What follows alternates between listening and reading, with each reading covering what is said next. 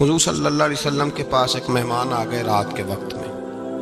جب وہ آئے تو حضور نے پوچھا کھانا کھانا ہے؟ تم نے کہا کھانا ہے. جھوٹ اور بھوک کو جمع کرنا منع ہے. کہا جی کھانا ہے. تو حضور صلی اللہ علیہ وسلم نے فرمایا ازواج مطہرات کے گھروں میں پتہ کرو کچھ ہے. حضرت ام سلمہ کے گھر میں پتہ کیا تو کہا یا رسول اللہ 4 دن سے روٹی نہیں پکی. حضرت زینب سے پوچھا تو کہا حضور کئی دن سے چولہا ہی نہیں جلایا. حضرت عائشہ صدیقہ، حضرت میمونہ، حضرت سودا، تمام گھروں سے بظاہر یہ 2 جہاں کے شاہ ہیں پر پاس کچھ رکھتے نہیں. 2 جہاں کی نعمتیں ہیں ان کے خالی ہاتھ میں. ہر چیز ہے پر فقر اختیاری ہے. کوئی شے نہ ملی. نبی پاک صلی اللہ علیہ وسلم نے مسجد میں اعلان کیا، فرمایا کون ہے جو میرے مہمان کو روٹی کھلائے؟ ان لفظوں کا حسن کوئی حسن والا ہی سمجھ سکتا ہے. فرمایا کون ہے جو میرے مہمان کو کھانا کھلائے؟ تو ایک صحابی لے گئے اور اٹھے وہ صحابی جو صحابہ میں غریب تھے. ایک انصاری جو غریب آدمی تھے. بہت زیادہ امیر آدمی اللہ کی راہ میں خرچ نہیں کر پاتا، اس کے لیے مشکل ہو جاتا ہے. اس کے لیے بہت امیر آدمی جو ہوتا ہے نا، وہ جتنا زیادہ امیر ہوتا ہے نا اتنی دیوار اس کے گرد کھڑی ہو جاتی ہے پیسوں کی. مشکل ہو جاتا ہے اس کے لیے. غریب آدمی کھڑے ہوئے. اگرچہ میرے محبوب کے غلاموں میں جو بڑے امیر تھے وہ بھی خرچ کرنے میں بڑے آگے تھے. حضرت عثمان غنی رضی اللہ تعالیٰ عنہ، حضرت عبد الرحمن ابن عوف، حضرت ابو بکر صدیق رضی اللہ. لیکن یہ غریب آدمی کا حضور میں لے جاؤں گا، میں لے کے جاؤں گا. یہ بخاری مسلم ہے. حضور نے فرمایا لے جاؤ. وہ اب صحابی گھر لے گئے اور بیوی سے مشورہ کیا. بات پہ غور کرنا، ہر چیز کی بھوک دیکھی جا سکتی ہے، بچوں کی نہیں دیکھی جا سکتی. وہ انصاری حضور کے مہمان کو گھر لے گئے. جا کے بیوی سے مشورہ کیا، کہا بھلی مانس گھر میں کچھ ہے؟ تو اس نے کہا تھوڑا سا بچوں کے لیے کھانا رکھا ہے. بچوں کے لیے. بچے تو بزدل کر دیتے ہیں، بچے تو آدمی کو بزدل کر دیتے ہیں، بچے تو مار دیتے ہیں. کلیجہ پھٹ جاتا ہے بچہ بھوکا ہو تو، نیند نہیں آتی. اب صحابی اپنی بیوی سے کیا کہتے ہیں؟ کہتے ہیں بچوں کو بہلا کے سلا دے. اور رسول اللہ کے لیے نہیں، رسول اللہ کے مہمان کے لیے. بھائی نبی پاک کے لیے نہیں، حضور کے. تجھ سے در در سے سگ اور سگ سے ہے مجھ کو نسبت. میری گردن میں بھی ہے دور کا پٹکا تیرا. تجھ سے در در سے سگ سگ سے ہے مجھ کو نسبت. لمبی بات ہے. بچوں کو سلا دو. بی بی نے بچوں کو سلا دیا تو میاں بیوی کا مشورہ ہوا کہ مہمان کے ساتھ بیٹھ کے روٹی کھانا بھی سنت ہے. تو اب مہمان کے ساتھ بیٹھ کے کھانا بھی ہے تو کھانا ہے 1-2 آدمی کا. اب خاوند اپنی بیوی کو تیار کرتا ہے کہ میں بھی کھانے پہ بیٹھ جاؤں گا، تو بھی بیٹھ جانا. اور جب مہمان کھانے میں ہاتھ ڈال لے تو اٹھنا، کہنا او ہو دیا تو صحیح کیا ہی نہیں، ابھی بجھ جائے گا. اور جا کے دیا بجھا دینا. ہم ہاتھ ہلاتے رہیں گے، مہمان روٹی کھاتا رہے گا. اور یار اس درد کو، اس کیف کو سمجھو. گھر میں بچے بھی بھوکے، بچوں کی ماں بھی بھوکی، بچوں کا باپ بھی بھوکا. دسترخوان پہ روٹی لگ گئی، روٹیاں چون ڈالی. بی بی اٹھی کہنے لگی او ہو چراغ تو صحیح کیا ہی نہیں، یہ تو بجھ جائے گا. حوصلے مند بی بی جس نے بچے بھوکے سلا دیے. وہ بھوکے سوئے ہوئے بچوں کی بھوکی اماں اٹھی اور اپنے خاوند کی تابع داری میں اٹھی. میں گڈی تے ہاتھ ڈور سجن دے، وہ جنج رکھے اونج رہنا ہے. اٹھی اور اس نے نہ دیا ٹھیک کرنے کے بہانے بجھا دیا. مہمان روٹی کھاتا رہا اور رسول اللہ کے نوکر قربانی دیتے رہے. وہ روٹی کھا کے سیر ہو کے بستر بچھایا تو سو گیا. یہ میاں بیوی ساری رات بچوں کی طرف دیکھتے رہے اور غور کرتے رہے اور راضی رہے کہ ہم نے حضور کا فریضہ نبھایا ہے. قربان جاؤں محبوب پہ، بے خبر ہو جو غلاموں سے وہ آقا کیا ہے. وہ صحابہ وہ اگر قربانیاں دیتے تھے تو جو اعزاز ملتا تھا وہ بھی بڑا شان والا ہے. صحابی کہتے ہیں میں فجر کی نماز پڑھنے مسجد آیا، پہلا قدم رکھا تو میرے کریم بولے. حضور نے فرمایا رات جو تو نے اور تیری بیوی نے عمل کیا ہے خدا کو بھی بڑا پسند آیا ہے، محمد مصطفیٰ کو بھی بڑا پسند ہے. اور پھر ایک لفظ اور ہے حدیث میں، ایک روایت میں کچھ جملے اور بھی ہیں. حضور نے فرمایا جب تو اور تیری بیوی رات مہمان کے ساتھ احسار کر رہے تھے نا تو عرش کا مالک تمہیں مسکرا مسکرا کے دیکھ رہا تھا. رب تمہیں دیکھ کے مسکرا رہا تھا، رب تمہیں دیکھ کے مسکرا، تر دامنی پہ شیخ ہماری نہ جائیے، ہم دامن نہ چھوڑ دیں تو فرشتے وضو کریں۔ پر میں وہ مسکرا رہا تھا کہ میرے بندے میرے رسول کی رضا کے لیے کیا کر رہے ہیں۔ اور صاحب دیکھو، نبی پاک کے لیے نہیں، خاندان کے لیے نہیں، خاندان نبوت کے لیے نہیں، حضور کے نہ سمجھے یار، اس پہلو کو سمجھے۔ نبی پاک کے بریلی کے امام بول پڑے، فرمانے لگے تجھ سے در، در سے سگ، سگ سے ہے مجھ کو نسبت، تجھ سے در، در سے سگ کتے کو کہتے ہیں فارسی میں۔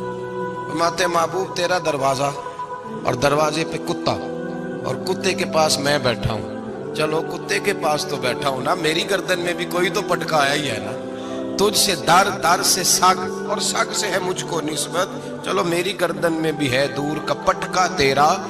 قرآن مجید بول اٹھا، رب کریم نے فرمایا حبیب یہ تیرے غلام وہ ہیں کہ وَيُقْصِرُونَ عَلَىٰ أَنفُسِهِمْ وَلَوْ كَانَ بِهِمْ خَصَاصَةٌ، فرمایا ان کا حال یہ ہے کہ جس چیز کی شدید حاجت ہوتی ہے وہ بھی اپنے بھائیوں پہ قربان کر دیتے ہیں، وہ دے دیتے ہیں تیرے نام پہ۔ جب مکے والے مدینے آئے، انصار مدینہ، تو میرے مصطفیٰ کریم نے فرمایا نہ تمہاری نسلیں ایک ہیں نہ قبیلے ایک ہیں، لیکن تمہارا نبی ایک ہے، تمہارا رسول ایک، خدا ایک، کتاب ایک، تمہارا میری وجہ سے رشتہ ہے، چلو اپنے بھائیوں کے ساتھ احسار کرو، چلو احسار کرو۔ اگر کسی کے 2 مکان تھے تو اس نے ایک اس کو دے دیا جو مکے سے آیا تھا، 2 باغ تھے تو ایک دے دیا، کسی کے پاس ایک تھا تو آدھا بانٹ کے دے دیا، ہر چیز تقسیم کر دی۔ حالات بدل جاتے ہیں، حالات بدل جاتے ہیں۔ تلک الایام نداولھا بین الناس، اللہ لوگوں کے درمیان دن بدل دیتا ہے، حالات بدل گئے۔ بڑا مال غنیمت آیا، بنو نذیر کا علاقہ فتح ہوا تو میرے رسول پاک صلی اللہ تعالی علیہ وسلم نے انصار مدینہ کو اکٹھا کیا، فرمایا بھئی مال اب بڑا آ گیا ہے۔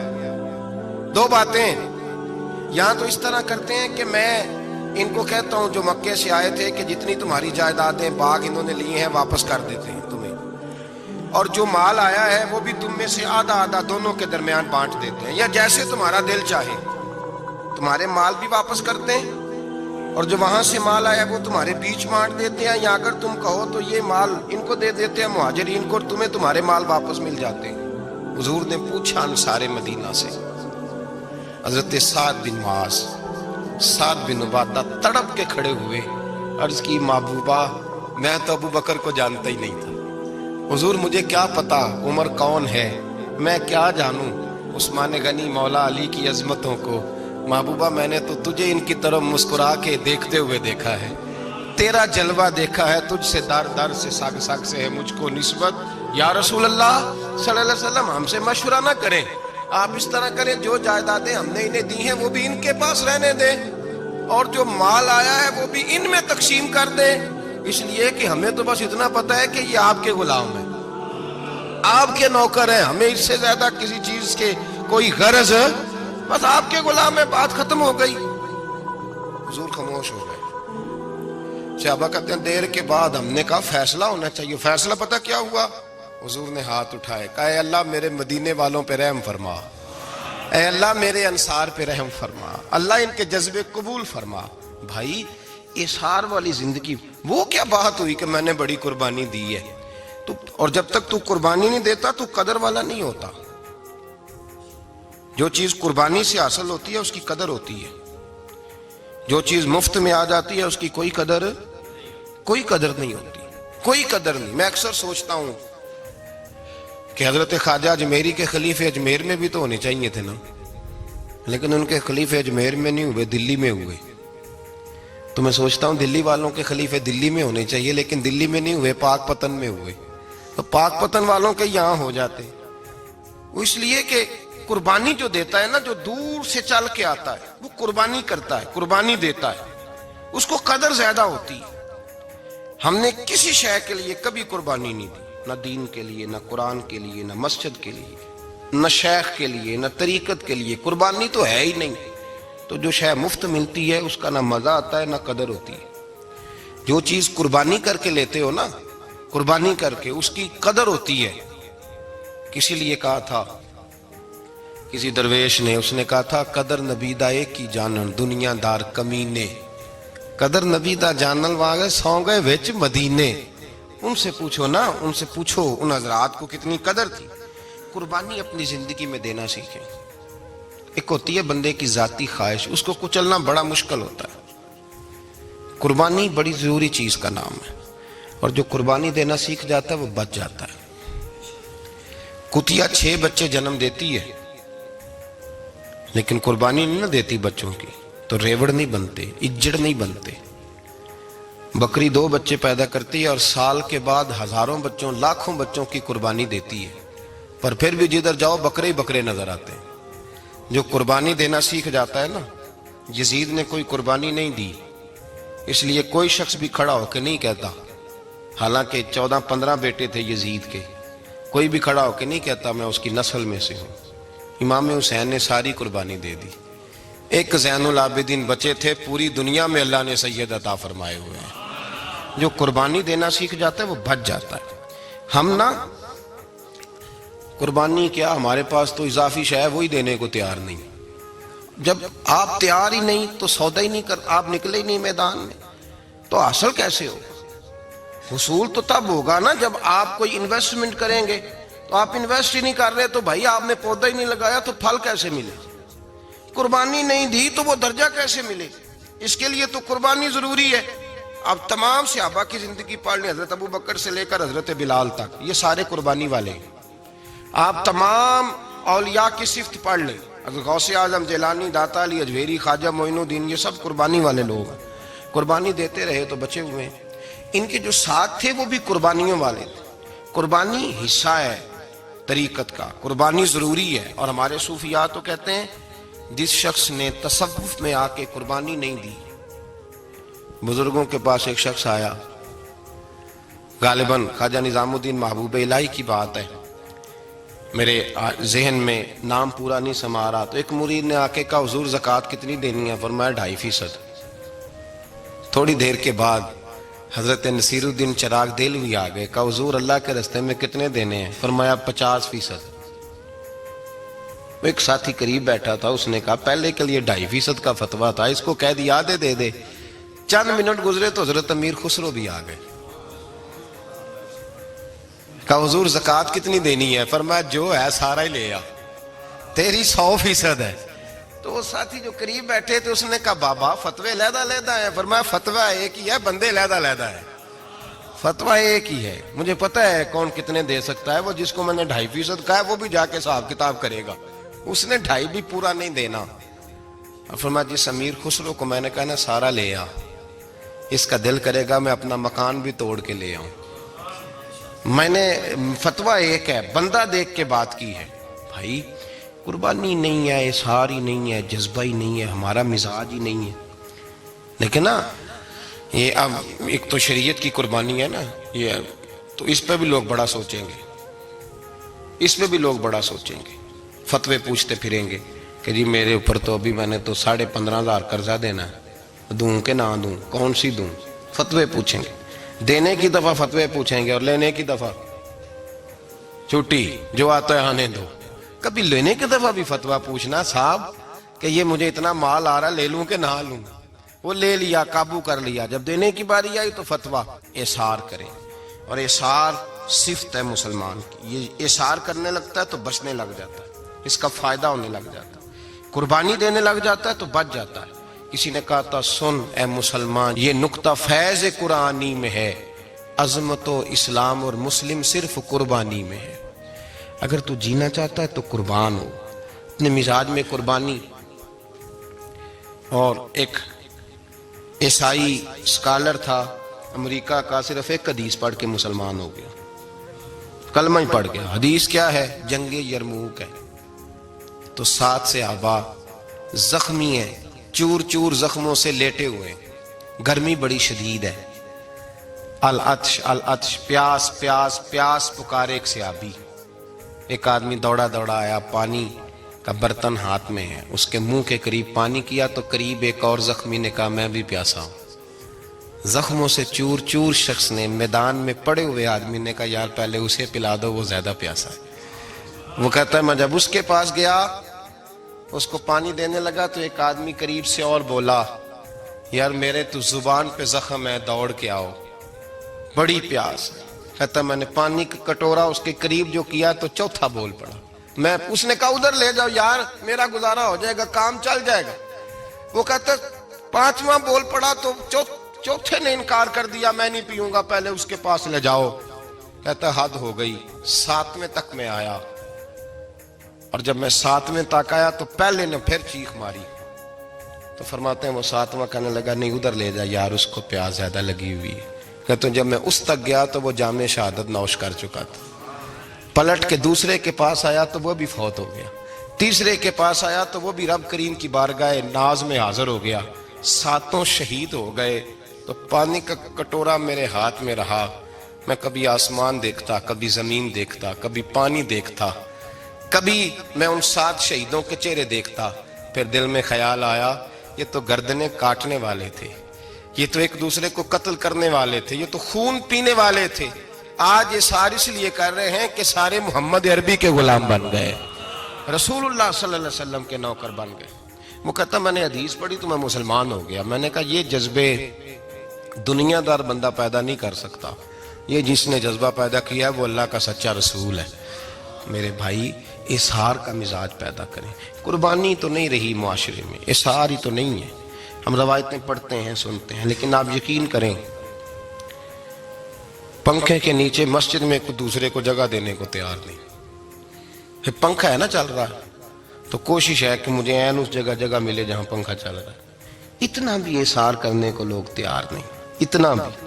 اور درجے بڑے بڑے لینے چاہتے ہیں، بڑے بڑے درجے۔ وہ ہمارے پاس لوگ آتے ہیں، 2-4 لفظ لکھے ہوتے ہیں نا نام کے ساتھ، کوئی علامہ لکھ دیتا ہے، کوئی پیر صاحب لکھ دیتا ہے، تو لوگ بڑی باتیں پوچھ لیتے ہیں۔ کئی دفعہ آ کے پوچھتے ہیں میرا زیارت کرنے کو دل کرتا ہے۔ میں کہتا ہوں یار تو نے آخری سیڑھی پہ پیر رکھ دیا ہے، بالکل آخری پہ۔ دل تو تیرا جس چیز کو کرے گا تو وہ کرنے لگ جائے گا۔ پہلے شروع تو حضرت جنید بغدادی رحمت اللہ تعالی علیہ، وہ دریا کنارے کھڑے تھے تو آپ دریا کے اندر پیر رکھا آگے جانے کے لیے۔ یہ اعلیٰ حضرت نے لکھا ہے واقعہ ملفوظات شریف میں۔ دریا پار کرنے کے لیے پیر رکھا تو ایک شخص کہنے لگا حضور مجھے بھی ساتھ لے لیں۔ آپ نے فرمایا میں دریا پار کروں گا تو اس طرح کرنا، میرا کرتا پکڑ لے اور یا جنید یا جنید کہنا شروع کر دے۔ یا جنید یا جنید، اس پہ فتویٰ بھی لگ جاتا ہے، پر کیا کرے، اب مسئلہ تو صحیح ہے نا۔ تو پیر میرا پیچھے سے کرتا پکڑ لے اور یا جنید کہا ہے۔ وہ کہتا ہے پیر رکھا نا حضرت نے پانی میں تو میں بھی پیچھے۔ تو حضرت جنید بغدادی کیا کہتے ہیں یا رحمان یا اللہ، یا رحمان یا اللہ، وہ خود یہ پڑھ رہے ہیں اور مجھے لگایا یا جنید پہ۔ کہتے ہیں دریا میں وہ بھی چلنے لگے تو میں بھی، یوں لگا جیسے پکے فرش پہ چل رہے ہیں۔ کہتے ہیں تھوڑا سا گزرا تو میں نے کہا بابا خود یا رحمان یا اللہ کہہ رہا ہے اور مجھے یا جنید پہ لگایا ہوا ہے، تو چلو میں بھی یا رحمان یا اللہ پڑھتا ہوں۔ کہتے ہیں میں نے یا رحمان یا اللہ کہا تو میں ڈوبنے لگ گیا، دریا میں ڈوبنے لگا۔ تو حضرت فرمانے لگے تجھے کہا نا یا جنید کہہ، کہتے پھر یا جنید کا تو پھر اوپر آ گیا۔ تھوڑا اور جا کے اب شیطان باز تو آتا نہیں، الذی یوسوس فی صدور الناس، یہ جاتا تو دل تک ہے نا، باز تو آتا نہیں۔ دن میں 36 دفعہ تو مشورہ دیتا ہے کہ سیدھی نماز پڑھو، یہ کس چکر میں لگ گئے، روز تو تقریر کرتا ہے۔ کہتا پھر دل میں وسوسہ آیا تو پھر میں نے جا کے کہا کہ یہ مجھے خود یا رحمان یا اللہ اور میں یا جنید۔ پھر میں نے کہا یا رحمان یا اللہ تو پھر ڈوبنے لگا۔ کہتے ہیں بابے نے پکڑ کے نکالا، کہا چپ کر کے یا جنید کہہ اگر پار جانا ہے تو، یا جنید کہہ۔ کہتے کنارہ آ گیا تو میرے دل میں خود ہی تھی، وسوسہ تھا کہ بابا تو یا رحمان یا اللہ کہے تو ترے، میں کہوں تو ڈوبے۔ میرے دل میں وسوسہ تھا۔ اللہ والے ادھار تو رکھتے ہی نہیں نا، جو بات دل میں آتی ہے وہ بیان پہلے کر دیتے ہیں، ادھار تو ہے ہی نہیں ان کے ہاں۔ وہ تو کہتے ہیں تجھے بولنے کی گنجائش ہی نہیں دیں گے، تیرے سوال دل میں ہوگا جواب ہماری زبان پہ ہوگا۔ یہ تو چکر ہی نہیں نا، بالکل کوئی کھاتا ہی نہیں۔ رب کریم کا بندہ تو بات ہی وہ کرتا ہے جو کو دل میں لے کے آتا ہے۔